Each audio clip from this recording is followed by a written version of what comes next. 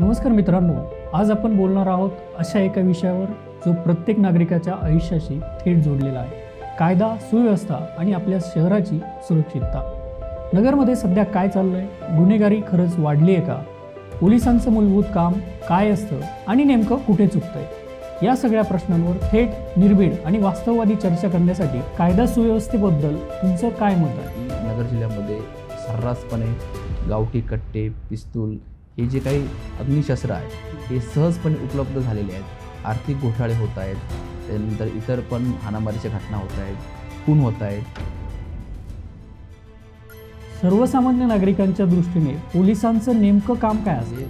सज्जनांना पोलिसांबद्दल आपुलकी वाटली पाहिजे आणि जे दुर्जन आहेत त्यांना पोलिसांबद्दल भीती वाटली पाहिजे. एखाद्या शहरात कायदा सुव्यवस्था ढासळते तेव्हा पहिली लक्षणं कोणती दिसतात?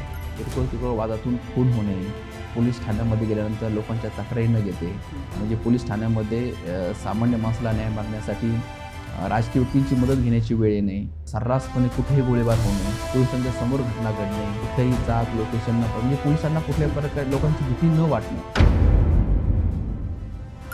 मीडिया प्लॅटफॉर्म चालवताना आम्हाला अनेक फोन येतात, पोलीस तक्रार दाखल करून घेत नाहीत. की लोकांना तक्रार नोंदवण्यासाठी देखील पैसे द्यावे लागत आहेत. ॲडव्होकेट गणेश शेंडगे सर तब्बल 10 वर्षांचा अनुभव असलेले क्राईम रिपोर्टर जे सध्या वकिली क्षेत्रात कार्यरत आहेत. आज आपण त्यांच्या नजरेतून जाणून घेणार आहोत कायदा सुव्यवस्था का ढासळते, पोलिसांची खरी जबाबदारी काय असते आणि अहिल्यानगरच्या भविष्यासाठी काय बदल आवश्यक आहे. सर, अहिल्यानगर जिल्ह्यात सध्या वाढलेल्या गोळीबार, खून आणि सातत्याने समोर येणारे आर्थिक घोटाळे या पार्श्वभूमीवर कायदा सुव्यवस्थेबद्दल तुमचं काय मत आहे? सध्या जर आपण पाहिलं की नगर जिल्ह्यातील कायदा सुव्यवस्थेबद्दल शॉर्टमध्ये जर आढावा घेतला तर असं लक्षात येईल की गेल्या 1.5 महिन्यामध्ये नगर जिल्ह्यामध्ये 5 ते 6 गोळीबाराच्या घटना घडलेल्या आहेत. त्यातल्या 3 घटना ह्या एकट्या सोने पोलीस ठाण्याच्या हद्दीतच घडलेल्या आहेत. त्याच्यानंतर नगर शहरामध्ये एक घटना घडलेली आहे आणि घोडेगावच्या घटनेनंतर जर आपण पाहिलं की त्या घटनेनंतर ज्या ठिकाणी रुग्ण, जखमी व्यक्ती उपचार घेत होते त्या ठिकाणी देखील हॉस्पिटलमध्ये हाणामारीची घटना घडलेली आहे. म्हणजे या सगळ्या घडामोडी पाहिल्या तर असं लक्षात येईल की नगर जिल्ह्यामध्ये सर्रासपणे गावठी कट्टे, पिस्तूल हे जे काही अग्निशस्त्र आहेत हे सहजपणे उपलब्ध झालेले आहेत. आर्थिक घोटाळे होत आहेत, त्यानंतर इतर पण हाणामारीच्या घटना होत आहेत, खून होत आहेत. मागच्याच आठवड्यामध्ये नगर जिल्ह्यात 2 अनडिटेक्ट बॉडी सापडल्या, त्याचा अजूनही ओळख पटलेली नाही आहे. म्हणजे ह्या जर सगळ्या घटना पाहिल्या तर नगर जिल्ह्यातील कायदा सुव्यवस्था तितकीशी सध्या चांगली राहिलेली नाही हे स्पष्ट होतं. सर्वसामान्य नागरिकांच्या दृष्टीने पोलिसांचं नेमकं काम काय असतं?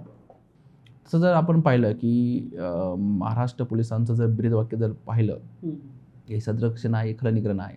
म्हणजे सज्जनांना पोलिसांबद्दल आपुलकी वाटली पाहिजे आणि जे दुर्जन आहेत त्यांना पोलिसांबद्दल भीती वाटली पाहिजे. हे बेसिक प्रिन्सिपल किंवा बेसिक शास्त्र असं आपल्याला म्हणता येईल, म्हणजे गाभा म्हणता येईल पोलीस खात्याचा. हे पोलीस खात्याकडून अपेक्षित आहे आणि लोकांची जी सर्वसामान्यांना दाद मागण्यासाठी एक चांगलं हक्काचं व्यासपीठ पोलीस वाटले पाहिजेत. त्यांना त्या ठिकाणी गेल्यावरती आपल्या तक्रारीची दखल घेतली जाते आहे. आपल्या जर अधिकारावर जर कोणी अतिक्रमण करत असेल किंवा आपल्या अधिकारांचं कोणी हनन करत असेल तर त्याच्या मालमत्तेचं आणि त्याच्या जीविताचं रक्षण करणं हे पोलिसांचं मूलभूत काम आहे. त्यासाठी पोलिसांनी काम केलं पाहिजे, हे पोलिसांचं मुख्य काम आहे. तुमच्या अनुभवानुसार एखाद्या शहरात कायदा सुव्यवस्था ढासळते तेव्हा पहिली लक्षणं कोणती दिसतात? घटना जर आपण पाहिल्या की वारंवार हाणामारीच्या घटना होणे, किरकोळ वादातून खून होणे, त्यानंतर पोलीस ठाण्यामध्ये गेल्यानंतर लोकांच्या तक्रारी न घेते, म्हणजे पोलीस ठाण्यामध्ये सामान्य माणसाला न्याय मागण्यासाठी राजकीय व्यक्तींची मदत घेण्याची वेळ येणे, त्यानंतर सर्रासपणे कुठेही गोळीबार होणे, पोलिसांच्या समोर घटना घडणे, कुठल्याही जाग लोकेशन न म्हणजे पोलिसांना कुठल्या प्रकारे लोकांची भीती न वाटणं, हे जी लक्षणं असतात, ज्या कृती असतात, हे पूर्ण कायदा सुव्यवस्था पूर्ण ढासळल्याचं लक्षण म्हणता येईल. त्यासोबत अशा घटना पण घडतात की कधी पोलिसांच्यावर देखील हल्ले होतात, पोलिसांना देखील मारहाण होते. आपण जर नगर कल्याण रोडवरती मागची या 2 महिन्यातली घटना पाहिली तिथेही पोलिसांच्यावरती थेट हल्ला झाला होता. अशा घटना घडणं, अशा घटना वारंवार वाढणं हे म्हणजे कायदा सुव्यवस्था ढासळल्याचंच प्राथमिक चित्र आहे असं म्हणता येईल. नगरमध्ये सध्या गुन्हेगारी वाढल्याचं जे काही बोललं जातं त्यामागे मुख्य कारण काय असू शकतं? तसे गुन्हेगारी वाढल्याची कारण नेमकी वेगवेगळी असतात. कारण गुन्हे घडणार नाहीत आणि गुन्हे कधी होणार नाही असं कधीच होणार नाही आहे. आपण जर रामराज्याचा विचार केला, आदर्श राज्य हे रामराज्य होतं. एका रामराज्यात देखील चोऱ्या होणं, अशा किरकोळ घटना होणं, अपहरण होणं, अशा घटना हे घडत असतात. तशा कधीच गुन्हेगारी घडणार नाही ही दावा करणं किंवा तशी अपेक्षा करणं हे तसं अतिशयोक्ती आहे. परंतु ते कंट्रोल करणं गरजेचं आहे. सध्याची जर परिस्थिती पाहिली की नगर जिल्ह्याची जर आपण विचार केला तर कायदा सुव्यवस्था बिघडलेली आहे असं जर तुम्ही जर जी परिस्थिती सध्याची आहे त्याचं जर आपण अवलोकन केलं तर असं लक्षात येईल की कायदा सुव्यवस्था अशा वेळेस बिघडते की ज्यावेळेस पॉलिटिकल इंटरफेअर जास्त होतो, त्यासोबतच करप्शनचं संख्या वाढते. अशा वेळेस कायदा सुव्यवस्था बिघडते. त्यासोबतच इतर पण काही तांत्रिक मुद्दे आहेत. ते म्हणजे पोलिसांचं मनुष्यबळ कमी असणं, त्यानंतर साधनसामुग्रीचा अभाव असणं, इन्व्हेस्टिगेशन एजन्सीसाठी जे काही इन्व्हेस्टिगेशन फंड्स असतात त्याची उपलब्धता नसणे, त्यांना तपास करण्यासाठी शास्त्रशुद्ध प्रशिक्षण नसणं, अशा अनेक तांत्रिक कारणं पण त्याच्यामध्ये आहेत. परंतु नगर जिल्ह्यात जर सध्याची परिस्थिती पाहिली तर पॉलिटिकल इंटरफेरन्स जेव्हा जास्त होतो त्यावेळेस आपोआपच कायदा सुव्यवस्था बिघडत जाते. तर नगर जिल्ह्यातली जर पाहिलं की वेगवेगळ्या राजकीय पक्षांची राज्यात सत्ता असणं आणि कार्यकर्त्यांना गुन्हेगारी प्रवृत्तीचे म्हणजे नेत्यांना जर कार्यकर्ते पोचायचे असतील तर ते कार्यकर्त्यांचा जर उत्पन्नाचा स्रोत काहीच नसेल. कारण कुणी व्यावसायिक किंवा कुणी IT मध्ये जॉब करणारा कुठला डॉक्टर हा राजकीय पक्षाचा कार्यकर्ता असू नाही शकत. की जो कुठला व्यवसाय म्हणजे जास्त ह्यानं करत नाही किंवा कुठला प्रोफेशनल व्यक्ती नाही आहे, याचा अर्थ सगळे सामाजिक कार्यकर्ते असे असतात असं मला म्हणायचं नाही आहे. परंतु बरेच वेळेस करिअरबाबत वेगवेगळ्या मार्गावर जाणारे व्यक्तीच आपल्याकडे कार्यकर्ते असतात आणि या कार्यकर्त्यांना उत्पन्नाचा स्रोत ज्यावेळेस पाहिजे असतो त्याच तो उत्पन्नाचा स्रोत तयार करण्यासाठी वेगवेगळे गुन्हेगारी छोटे छोटे व्यवसाय चालू करतात. म्हणजे पूर्वी रेती तस्करी होती, पण आता कुणी भंगाराची विक्री करणं, हे करणं, म्हणजे अनेक आहेत म्हणतात, किंवा जुगार असेल, मटका असेल, असे अनेक ज्या गोष्टी आहेत हे कार्यकर्त्यांना उत्पन्नाचा स्रोत म्हणून ते असे अवैध व्यवसाय करतात आणि त्यातून एक ग्रुप तयार होतो, गुन्हेगारी टोळ्या वाटतात. ते म्हणजे राजकीय आशीर्वादातूनच ह्या गोष्टी पुढे यायला लागलेल्या आहेत. स्थानिक गुन्हेगारी टोळ्या किंवा संघटित गुन्हे यांची रचना कशी बदलली आहे? संघटित गुन्हेगारी टोळ्या जर पूर्वी आपण पाहिलं तर गेल्या दशकामध्ये जर आपण हे केलं की नगर जिल्ह्यामध्ये खूप मोठ्या प्रमाणावरती रेती तस्करी होती आणि त्या रेती तस्करीमधूनच आपल्या गुन्हेगारी टोळ्या उदयाला आलेल्या होत्या. कारण ज्यावेळेस एखाद्याला अवैध वाळू वाहतूक करायची त्याला महसूलचे अधिकारी असतील, पोलीस अधिकारी असतील, त्यांच्यावर पाळत ठेवण्यापासून, त्यांना लोकेशन देण्यापासून ह्या टोळ्या तयार झाल्या होत्या. ह्याचं बेसिक कारण हे रेती तस्करी होतं.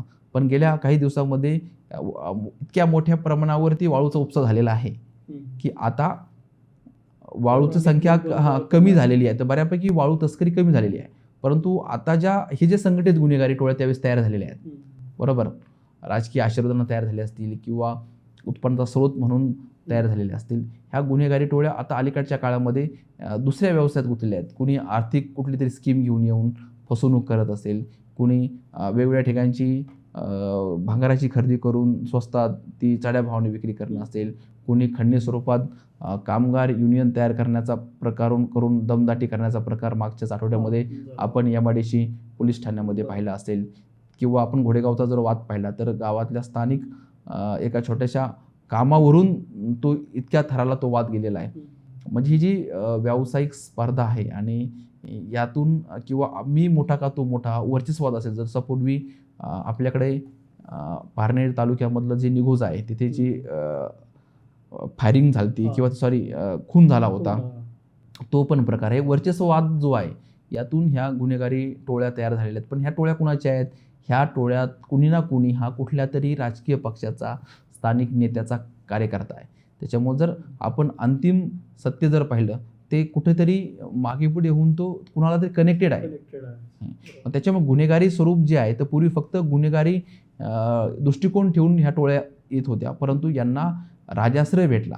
राजाश्रय या अर्थाने की ते राजकीय व्यक्तींच्या आश्रयाला गेले, त्यांचा तो सपोर्ट भेटला, त्यातून त्यांचं धाडस वाढत गेलं, डेअरिंग वाढत गेलं. त्यातून मग पोलिसांच्या हल्ला होणं, थेट फायरिंग होणं, अशा गंभीर स्वरूपाच्या ज्या घटना आहेत ह्या घटनांचं प्रमाण जे आहे ते वाढायला लागलेलं आहे आणि ह्या आश्रयामुळे ह्या गुन्हेगारी टोळ्या वाढायला लागलेल्या आहेत. नागरिक आणि पोलीस यांच्यात विश्वासाचं नातं का आणि कसं निर्माण व्हायला पाहिजे? नागरिक आणि पोलीस यांच्यात विश्वासाचं नातं तेव्हाच निर्माण होऊ शकतं की ज्यावेळेस सामान्य नागरिकाला असं वाटेल की माझ्यावरती अन्याय झालेला आहे, माझ्या मूलभूत अधिकारांचं कोणीतरी हनन केलेलं आहे किंवा मला कोणी मारहाण केली, चोरी झाली, माझी फसवणूक झाली, अशा घटनाची कैफियत घेऊन ज्यावेळेस कुठलाही नागरिक पोलीस ठाण्यामध्ये येईल आणि त्याची तक्रार ऐकून घेतली जाईल आणि त्यावेळेस जो प्रतिवादी आहे, आरोपी आहे, त्याचा तपास होईल किंवा चांगलं त्याच्या तक्रारीची दखल घेण्याची जी प्रक्रिया आहे ती ज्यावेळेस सुसूटीत होईल त्यावेळेस नागरिकांना एक विश्वास तयार होईल आणि या विश्वासातूनच नागरिक आणि जनता यातला जो सुसंवाद आहे किंवा यांच्यातला जो सलोख्याचे संबंध आहे ते अधिक दृढ होऊ शकतात. मीडिया प्लॅटफॉर्म चालवताना आम्हाला अनेक फोन येतात, पोलीस तक्रार दाखल करून घेत नाही किंवा तक्रार दाखल करताना नागरिकांना येणाऱ्या अडचणी का निर्माण होतात? गेल्या काही दिवसात जर आपण ही जर गोष्ट पाहिली तर खरंच गेल्या काही 2-3 वर्षांमध्ये परिस्थिती इतकी बिकट झालेली आहे की नागरिक जे प्रश्न तुम्हाला विचारतात ह्यात नक्कीच तथ्य आहे. कारण जरी मी आज मीडियात नसलो तरी मी आज एक स्वतः कायद्याचा पदवीधर आहे किंवा मी समाजात वावरतो, त्यातून तुम्हाला मी निश्चितपणे सांगू शकतो की अलीकडच्या काळामध्ये पूर्वी असं होतं की एखादा व्यक्ती तक्रार दाखल करायला आला तर त्याच्या तक्रारीची दखल घेतली जायची, त्याची तक्रार नोंदवून घेतली जायची. एखाद्या व्यक्तीला त्याला न्याय मिळेल की मिळणार नाही ह्या अपेक्षेपेक्षा त्याचं कुणीतरी कैफियत ऐकून घेते आहे ह्याच्यासाठी खूप समाधानाची मोठी गोष्ट असायची. समजा चोरी झाली आणि माझ्या जर चोरीची फिर्याद घेतली, त्या चोरीचा मुद्देमाल सापडणं न सापडणं हा नंतरचा भाग आहे, परंतु माझ्यावर घरी झालेल्या चोरीची कैफियत कुणीतरी ऐकून घेत आहे हाच त्याला खूप मोठी दिलासा देणारी गोष्ट असायची. पण गेल्या काही दिवसात जर आपण पाहिलं तर इतकी शोकांतिका मी कधी पाहिली नाही. म्हणजे आरोपींकडून पोलीस पैसे घेणं किंवा त्यातून माया जमवणं किंवा तिथं करप्शन करणं हे मी समजू शकतो, पण गेल्या 2-3 वर्षामध्ये चित्र अपेक्षित नव्हतं परंतु इतकं बिघडलेलं आहे की लोकांना तक्रार नोंदवण्यासाठी देखील पैसे द्यावे लागत आहेत. म्हणजे जर थेट जर गंभीर स्वरूपाचे जे जीविताचे गुन्हे आहेत ते जर सोडलं तर मालमत्ता संदर्भातले गुन्हे असतील किंवा इतर काही गुन्हे असतील की म्हणजे असं परिस्थिती निर्माण झालेली आहे की करप्शनचं प्रमाण इतकं वाढलेलं आहे की पूर्वी असं होतं की पॉलिटिकल इंटरफेअरनी अधिकाऱ्यांच्या समजा पोस्टिंग झाल्या किंवा त्यांच्या गुणवत्तेवरती पोस्टिंग झाल्या तर ते फक्त गुणवत्तेच्या अनुषंगानं आरोपींकडून पैसे घ्यायचे. परंतु आता परिस्थिती इतकीच बिकट झालेली आहे की अधिकाऱ्यांना म्हणजे पोलीस ठाण्याचे जे प्रभारी अधिकारी असतात, म्हणजे पोलीस निरीक्षक असतात किंवा सहाय्यक पोलीस निरीक्षक अधिकारी असतात, छोटं पोलीस स्टेशन असेल तर त्यांना तिथे नियुक्ती मिळवण्यासाठी देखील पैसे द्यावे लागतात. परंतु साहजिक आहे त्यांचा हेतू काय असतो की पैसे कमवणं. मी नाव घेणार नाही परंतु पूर्वी नगर शहरातले प्रभारी अधिकाऱ्यांची नियुक्ती ही एक प्रकारे शिक्षा मानली जायची किंवा तिथे कुणी पैसे देऊन नियुक्ती मिळत नव्हतं. ज्या ठिकाणी वाळूचा उपसा व्हायचा त्या ठिकाणी पैसे देऊन पोस्टिंग घेतल्या जायच्या किंवा स्थानिक गुन्हे शाखेतल्या नेमणुकीला पैसे देऊन नियुक्त्या घेतल्या जायच्या. परंतु आता शहरातल्या पोलीस स्टेशनला सुद्धा प्रभारी अधिकारी नियुक्त करायचे असतील तर पैसे द्यावे लागतात आणि अशी जर पैसे देऊन जर अधिकाऱ्यांच्या प्रभारी अधिकारी म्हणून जर नियुक्ती झाल्या तर साहजिक आहे त्यांनी हा व्यवसायाचा भाग सारखं झाला ना. म्हणजे पोलीस हे कायद्यानुसार राहिलेला नाही आहे. म्हणजे पोलिसांकडे पगार मिळेल म्हणून मी काम करतो, लोकांच्या करातून मला वेतन मिळतं, ही जी भावना लोकसेवक म्हणून जी व्याख्या आहे ती व्याख्या कुठेतरी बाजूला पडलेली आहे. आणि मी जर पोस्टिंगला एवढे पैसे दिले तर तेवढे पैसे कसे लवकरात लवकर मला परत कमवता येतील हा जो घाई आहे त्या घाईतूनच तक्रारदार जर आला आणि तो जर आर्थिकदृष्ट्या संपन्न वाटला तर पहिल्यांदा तक्रार दाखल करण्यापासून डिमांड होतात. डायरेक्ट म्हणू शकत नाही ना की पैसे देऊन मी एवढी तक्रार दाखल करून घे. म्हणून जर तुम्ही म्हणता की तक्रार दाखल करू घेतली तर नाही, तो हा भाग तयार झालेला आहे.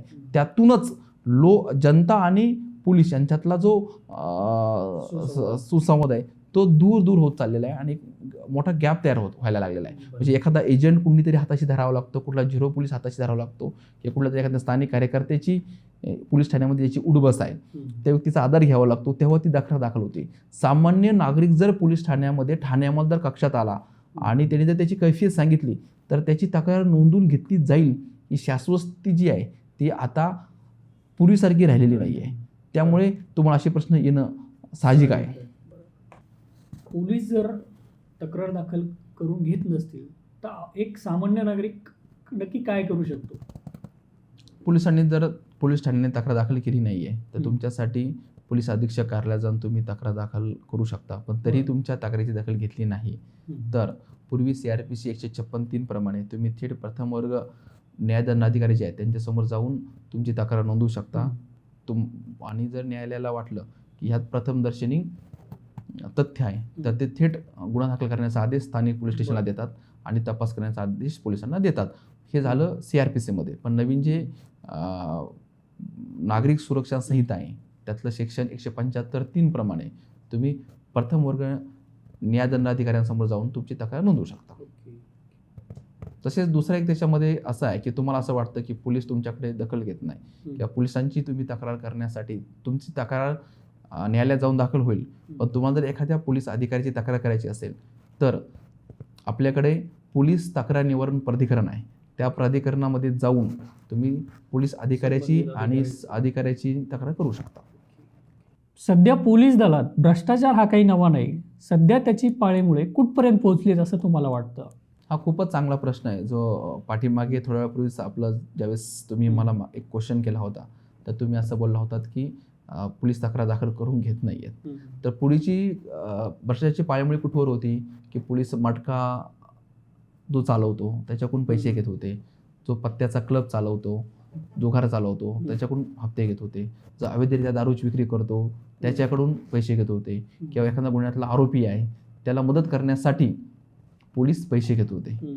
ही पूर्वीची रचना होती, करप्शनची प्राथमिक पायरी होती. पण आता त्या पायरीनं वेगळा टप्पा ओलांडलेला आहे. आता तक्रार दाखल करण्यासाठीच पैसे देण्याची वेळ आलेली आहे आणि तुमची कैफियत कुणीतरी ऐकून घ्यावी यासाठी तुम्हाला पैसे मोजावे लागतात. त्यानंतर तुमची कैफियत ऐकून घेतल्यानंतर आरोपींना जर अटक करायची असेल तर 7 वर्षाच्या वरील गुन्ह्यामध्ये जे दखलपात्र गुन्हे आहेत त्यात थेट आरोपीला अटक करता येते विदाऊट परमिशन किंवा विदाऊट नोटीस.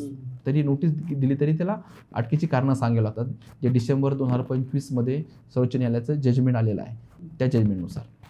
परंतु पाळेमुळेचा जर आपण थेट बोललं की तक्रारदारालाच तक्रार देण्याची वेळ येणं हे खूपच शोकांतिक आहे. आणि कशामुळे झालेली आहे की पूर्वी फक्त रिलेशनवरती किंवा प्रामाणिकपणावरती पोलीस अधीक्षकांच्या नियुक्त्या व्हायच्या. पोलीस अधीक्षकांच्या किंवा शहरी भागामध्ये पोलीस आयुक्तांची नेमणुका व्हायच्या. त्यांची नियुक्ती जर विनामूल्य झाली तर साहजिक आहे ते अधिकाऱ्याकडून पण तितकी पैशाची अपेक्षा करत नसायचे. परंतु आता अशी परिस्थिती झालेली आहे की गुणवत्ता हा जो भाग आहे तो तुझा दूरच झालेला आहे. रिलेशन हा पण जो मुद्दा आहे तो तितका आहे पण तितका प्रभावी नाही आहे. आता थेट मनीवरती चालू आहे आणि मनी पॉवर इतकी वाढलेली आहे की जर त्या अधिकाऱ्याची गुणवत्ता, पात्रता किंवा त्याची कायदा सुव्यवस्था हाताळण्याची हातोटी ह्या गोष्टी न पाहता जो जास्त पैसे देईल त्याला नियुक्ती देण्याचे प्रकार खूप वाढलेले आहेत. त्यातून जर पोलीस आयुक्त दर्जाचा अधिकारी असेल, त्यानंतर पोलीस अधीक्षक दर्जाचा अधिकारी असेल, त्यांना जर नियुक्तीला जर पैसे द्यावे लागत असतील तर साहजिक आहे त्यांनी केलेली गुंतवणूक काढण्यासाठी ते प्रभारी अधिकाऱ्यांच्या नियुक्ती करण्यामध्ये पैसे घेणार. प्रभारी अधिकारी जर पैसे देऊन जर नियुक्ती करायला लागले तर साहजिक आहे ते डिटेक्शन ब्रँचला नियुक्ती करण्यासाठी पैसे घेणार, ते एखादं बीट देण्यासाठी पैसे देणार आणि जे कुणीच पैसे देणार नाही त्याला कुठेतरी जनरल बंदोबस्त दुटी देणार. त्यामुळे काय झालं की बेसिक पोलिसिंग हा जो भाग आहे, हा शब्द जो आहे आता फक्त कुठेतरी तुम्हाला पुस्तकात वाचण्यासाठी किंवा लिहिण्यासाठी तो आलेला आहे. प्रॅक्टिकली हे चित्र खूप विदारक होत चाललेलं आहे आणि त्यातून अनेक गंभीर प्रश्नाला तोंड आपल्याला द्यावे लागेल. हा भ्रष्टाचार कमी होणं गरजेचं आहे. अँटी करप्शन हे त्याच्यावरती नियंत्रण ठेवण्यासाठी यंत्रणा आहे. परंतु जर तुम्ही जर पाहिलं, आता मी थोडंसं बोलणं तुम्हाला खूप वेगळ्या दिशेला घेऊन जाईल, पण वस्तुस्थिती हीच आहे की अँटी करप्शन कार्यालयात देखील खूप मोठ्या प्रमाणावरती वसुली केली जाते. म्हणजे असे अधिकारी, मी नाव घेणार नाही कोणाचं, पण असे काही अधिकारी म्हणजे मित्र आहेत ते खाजगीच सांगतात की पोलीस स्टेशनच्या नियुक्तीपेक्षा मला अँटी करप्शनची नियुक्ती आर्थिकदृष्ट्या खूप परवडलेली आहे. म्हणजे ही खूपच वेगळ्या दिशेला आपण जात आहोत आणि ही भ्रष्टाचाराची जी पाळेमुळे आहेत हे खूप खोलवर रुजलेले आहेत. त्याला इनडायरेक्टली आपणही जबाबदार आहोत, कारण आपण असे लोकप्रतिनिधीच निवडून देतो की ज्यांना ही यंत्रणा तुमच्या काउंटरमध्ये हवी असते, जे पोस्टिंगला पैसे घेतात. त्याच्यामुळे शेवटी जर विचार केला की आपणही त्या गोष्टीचा गांभीर्याने विचार करणं गरजेचं आहे. तुमच्या मते नगर पोलिसांकडून सध्या सर्वात मोठी चूक कोणती होतीये?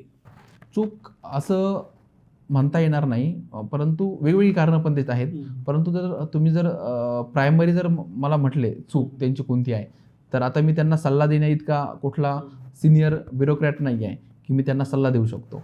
परंतु मी एकच म्हणेल की प्रिव्हेंटिव्ह ॲक्शन जे असतात, म्हणजे गुन्ह्याचा तपास करणं हे पोलिसांचं कामच आहे, पण गुन्ह्यास प्रतिबंध घालणे किंवा गुन्हे घडवण्यासाठी प्रतिबंधात्मक कारवाई करणे हे पोलीस खात्याकडून अपेक्षित आहे. ते तितक्या वेगानं होत नाही आहे. उदाहरण जर सांगायचं झालं तर समजा गावठी कट्ट्याच्या घटना घडलेल्या आहेत, म्हणजे गोळीबारच्या घटना का घडल्या, कारण कट्ट्यांचा सर्रास वापर चालू आहे. आणि ह्या जर घटना टाळायच्या असतील तर पोलिसांना काय करावं लागेल की मोठ्या प्रमाणावर शस्त्र मोहीम, अवैधरित्या जो शस्त्राचा वापर करतात त्यांच्यावरती कारवाई करावी लागेल, त्यांना अटक करावी लागेल, त्यांना ताब्यात घ्यावी लागेल, त्यांच्या टोळ्यांचा बंदोबस्त करायला लागेल. बरोबर. त्यासोबतच जे गुन्हेगारी प्रवृत्तीचे लोक आहेत त्यांच्या तडीपारीच्या कारवाई करणं, त्यानंतर मोक्कासारख्या ज्या ऑर्गनाईज क्राईम करतात यांच्यात मोक्कासारख्या कारवाई करणं, MPD सारख्या कारवाई करणं, झोपडपट्टीदारासारख्या कारवाई करणं, जे कायदे इतके स्ट्रॉंग आहेत. म्हणजे मुंबई पोलीस अधिनियम मध्ये जर म्हटलं की पोलिसांनी जर राबवायचं ठरवला तर लोकांना रस्त्याने चालणंही मुश्किल होणार आहे.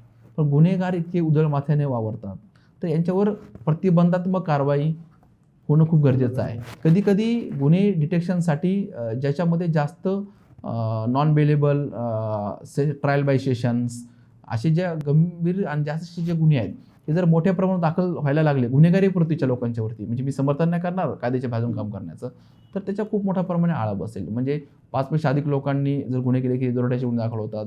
असे जे शोध मोहीम अशा पूर्वी म्हणजे IPC मध्ये 396 जे सेक्शन आहे त्याप्रमाणे दरोड्याच्या त्यातल्या टोळ्या पकडणं, अशा वेगवेगळ्या ज्या प्रतिबंधात्मक कारवाई आहेत, गुन्हेगारांना प्रवृत्तीच्या लोकांना वेगवेगळ्या कारवाई जर चालू केल्या आणि तडीपारीच्या कारवाई चालू केल्या जे गुन्हेगारी प्रवृत्तीचे आहेत, अशा लोकांच्यावर कारवाई केल्या तर ह्याला खूप मोठ्या प्रमाणात आळ बसेल. ती कारवाई होत नाहीये ही एक मोठी म्हणता येणार नाही पण एक चूक आहे पोलीस खात्याची असं मी म्हणेल. त्यासोबतच जनता आणि पब्लिक यांच्यात पण शांतता कमिटीच्या बैठक होणं, सुसंवाद वाढवणं, अधिकाऱ्यांनी पण लोकांशी जास्त मिक्स होणं, अशा गोष्टी पण करणं गरजेचं आहे. तरुणांना गुन्हेगारीपासून दूर ठेवण्यासाठी कोणते उपक्रम राबवले जाऊ शकतात? तरुणांचं जर पाहिलं की गुन्हेगारी प्रवृत्ती असे लोक वळतात किंवा जातात ते म्हणजे बेरोजगार. तर बेरोजगारी कमी करण्यासाठी रोजगाराच्या संधी उपलब्ध करून देणं हा खूप महत्त्वाचा की फॅक्टर आहे की तरुणांना गुन्हेगारीपासून दूर ठेवण्यासाठी. त्यासोबत मग वेगवेगळे सामाजिक उपक्रम राबवत होतील, जनजागृतीपर, वेगवेगळी मोटिवेशनल व्याख्यान घेणं, वेगवेगळे म्हणजे भरपूर मार्ग आहेत. परंतु पूर्वी नगर जिल्ह्यामध्ये असे उपक्रम झालेले आहेत की एका आदिवासी समाजातल्या लोकांना रोजगार मिळावा किंवा इतर जे बेरोजगार तरुण आहेत यांना रोजगार मिळावा यासाठी पोलीस खात्यामार्फत तत्कालीन पोलीस अधीक्षक रंजन कुमार शर्मा जे आता जॉईंट CP पुणे शहर आहेत, तर त्यांनी असे रोजगार मेळावे घेतले होते. त्यानंतरच्या पण काही पोलीस अधीक्षकांनी ते घेतलेले आहेत. अशा रोजगार मेळाव्याच्या माध्यमातून जे दिशाहीन तरुण आहेत, ज्यांना हातात रोजगार नाही आहे पण ज्यांना रोजच्या गरजा भागवण्यासाठी पैशाची गरज आहे, अशा लोकांना रोजगाराच्या संधी उपलब्ध करून देण्यासाठी देखील एक गुन्हेगारी प्रतिबंधात्मकाची उपाययोजना म्हणून असे उपक्रम पोलिसांनी राबवले तर त्याचा परिणाम बऱ्यापैकी गुन्हेगारी कमी होण्यावरती होऊ शकतो. किंवा त्यांच्या पालकांची आणि मुलकांचा संवाद वाढवण्यासाठी वेगवेगळे करणं, म्हणजे असे अनेक वेगवेगळे मार्ग आहेत, त्याचा वापर करता येईल. पूर्वी अधिकारी आणि जनता यांच्यात एक चांगला सुसंवाद असायचा, आता तो दिसत नाही, याचं नेमकं कारण काय? पूर्वी जर पाहिलं की अधिकारी जे आहे ते जनतेशी एकरूप व्हायचे, समरस व्हायचे, चर्चा करायचे, चांगल्या लोकांशी संपर्क ठेवायचे. त्यातून समजा एखाद्या गावामध्ये कायदा सुव्यवस्थेचा प्रश्न तयार झाला तर अशा लोकांना, ज्यांच्या शब्दाला किंमत आहे अशा लोकांना सोबत घेऊन ती गोष्ट नियंत्रण आणण्यासाठी प्रयत्न करायचे. अलीकडच्या काळामध्ये तो संवाद राहिलेला नाही आहे, कारण पैसे देऊन जर पोस्टिंग्स घेतल्या तर त्यांचा मार्ग हा संवादापेक्षा पैसे कमवण्यावरच राहतो. त्याच्यामुळे तो त्यांचा संवादामध्ये वेळ खर्च न करता ते त्यांचा जो अमूल्य वेळ आहे तो अशा गोष्टीकडे, म्हणजे सोबत जे मॅनिटरी वर्क आहे पोलीस अधिकाऱ्यांचं ते करतात ऑन पेपर, ते काम करावं लागतं ते करतात.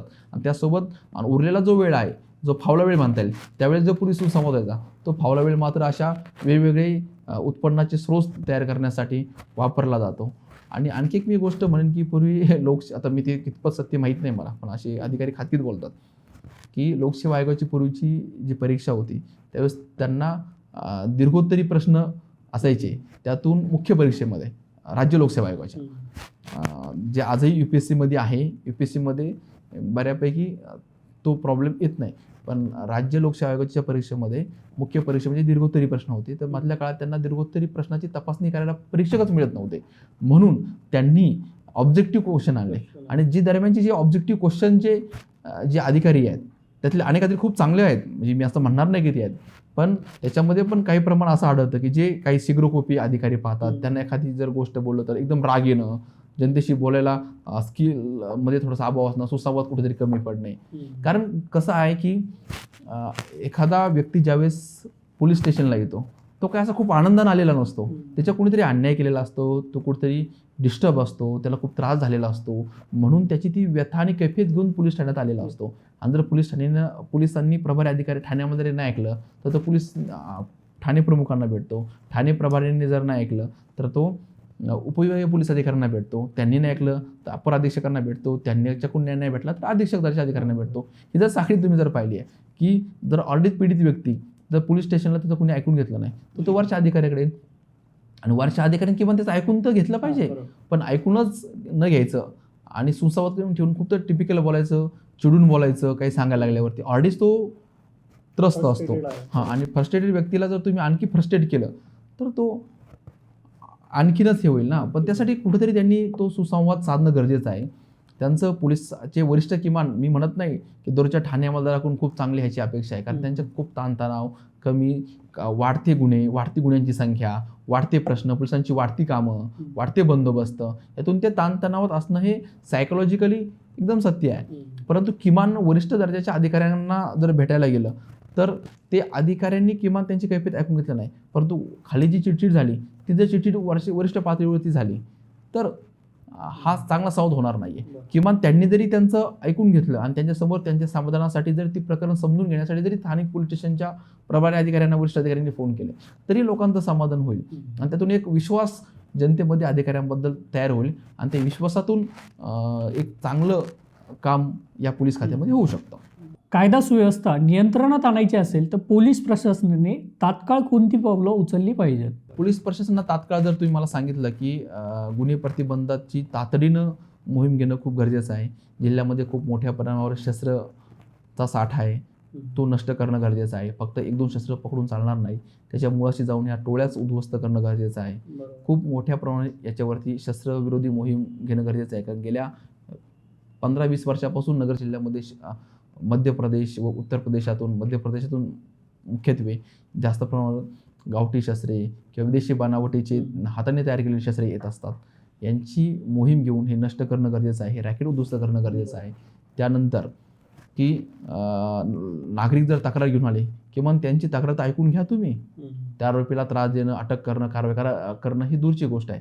त्यांची कैफियत तरी किमान ऐकून घेतली पाहिजे. त्याच्यावरती ज्या संघटित गुन्हेगारी टोळ्या आहेत त्यांच्यावरती प्रतिबंधात्मक कारवाई करणे, टोळी तडीपारी करणे, MPD सारख्या कारवाई करणे, झोपडपट्टी दादा अन्वये कारवाई करणे, अशा कारवाई करणं पण गरजेचं आहे. आणि जनता आणि पोलीस यांच्यातला सुसंवाद वाढण्यासाठी वेगवेगळे उपक्रम राबवणे, त्याच्यामध्ये वेगळ्या स्पर्धा असतील, वेगवेगळे मेळावे असतील, सुसंवाद असेल, अशा प्रकारचं पोलीस आपल्या दारी सारखी अशी कुठलीही मोहीम लोकांच्या किंवा पोलीस स्टेशनच्या ठिकाणी जाऊन वरिष्ठ अधिकाऱ्यांनी त्यांच्या लोकांना बोलवणं, त्यांच्या कैफियत ऐकून घेणं, असे जे उपक्रम राबवले तर हे संवाद वाढू शकतो. त्यानंतर संघटित गुन्हेगारीचं कंबरड मोडण्यासाठी अधिक व्यापक प्रमाणावरती काम करणं गरजेचं आहे. त्यानंतर पॉलिटिकल व्यक्तींनी देखील जर गुन्हेगारी प्रतीच्या लोकांना संरक्षण देणं बंद करणं खूपच गरजेचं आहे.